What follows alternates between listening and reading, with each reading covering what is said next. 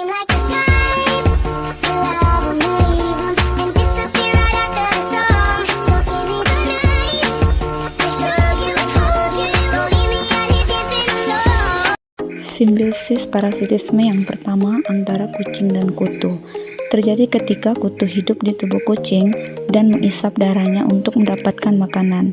Hubungan ini merugikan kucing karena menyebabkan gatal, iritasi kulit, bahkan bisa menularkan penyakit.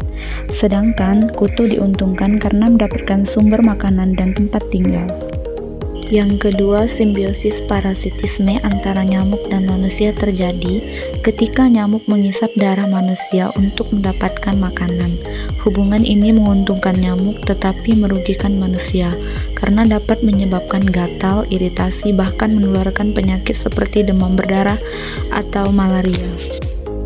Yang ketiga, simbiosis parasitisme antara daun dan kutu daun terjadi ketika kutu daun mengisap cairan dari daun tanaman untuk mendapatkan makanan. Hubungan ini menguntungkan kutu daun karena memperoleh nutrisi, tetapi merugikan daun karena menyebabkan daun layu menguning dan pertumbuhan tanaman terganggu. Yang keempat, simbiosis parasitisme antara pohon jambu air dan benalu terjadi ketika benalu menempel pada batang atau dahan pohon jambu air dan menyerap air serta nutrisi dari pohon inang.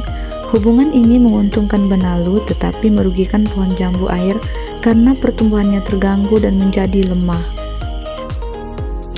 Kelima, simbiosis parasitisme antara daun cabai dan ulat terjadi ketika ulat memakan daun cabai untuk mendapatkan makanan. Hubungan ini menguntungkan ulat karena memperoleh nutrisi, tetapi merugikan tanaman cabai karena daunnya rusak dan pertumbuhannya terganggu. Selanjutnya, simbiosis komensalisme, yaitu satu organisme yang mendapat manfaat sementara yang lain tidak merasa untung atau rugi. Yang pertama, simbiosis komensalisme antara pohon kelapa dan tumbuhan paku terjadi ketika tumbuhan paku menempel pada batang pohon kelapa untuk tempat hidup. Hubungan ini menguntungkan tumbuhan paku karena mendapat tempat yang tinggi dan lembab untuk tumbuh, tetapi tidak merugikan maupun menguntungkan pohon kelapa. Kedua, simbiosis komensalisme antara pohon mangga dan tumbuhan paku terjadi ketika tumbuhan paku menempel pada batang atau dahan pohon mangga untuk tempat hidup. Hubungan ini menguntungkan tumbuhan paku karena mendapat tempat yang tinggi dan mendapat cahaya cukup, tetapi tidak merugikan maupun menguntungkan pohon mangga. Yang ketiga, simbiosis komensalisme antara pohon dan sarang burung. Burung mendapat tempat berlindung dan bertelur di pohon, sedangkan pohon tidak dirugikan maupun diuntungkan oleh keberadaan sarang burung tersebut. Kemudian yang terakhir, simbiosis mutualisme, yaitu hubungan di mana kedua organisme yang terlibat sama-sama mendapatkan keuntungan. Yang pertama, hubungan antara sapi dan manusia terjadi karena keduanya saling menguntungkan. Manusia mendapat manfaat berupa susu, daging, kulit, serta tenaga dari sapi untuk membantu pekerjaan. Sedangkan sapi mendapat manfaat berupa perawatan, tempat tinggal, serta makanan yang disediakan oleh manusia.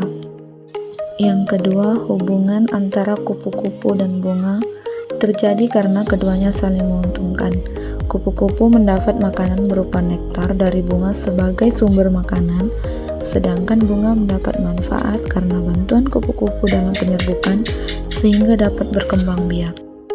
Yang selanjutnya, hubungan antara tumbuhan dan cacing tanah. Cacing tanah mendapat manfaat berupa makanan dari sisa-sisa tumbuhan di dalam tanah, sedangkan tumbuhan mendapat manfaat karena cacing membantu menggemburkan tanah sehingga akar lebih mudah menyerap air dan zat hara.